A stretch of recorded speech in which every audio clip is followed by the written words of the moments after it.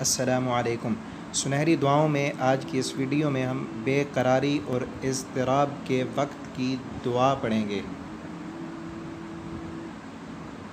لا الہ الا اللہ العظیم الحلیم، لا الہ الا اللہ رب العرش العظیم، لا الہ الا اللہ رب السماوات ورب الارض ورب العرش الکریم۔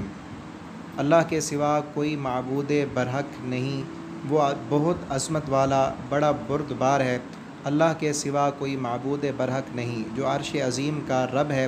اللہ کے سوا کوئی معبود برحق نہیں جو آسمانوں اور زمین کا رب ہے اور عرش کریم کا رب ہے۔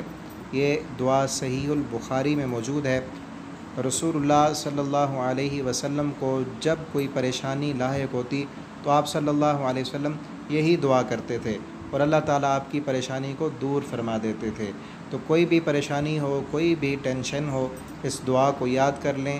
لا الہ الا اللہ العظیم الحلیم، لا الہ الا اللہ رب العرش العظیم، لا الہ الا اللہ رب السماوات ورب الارض ورب العرش الکریم۔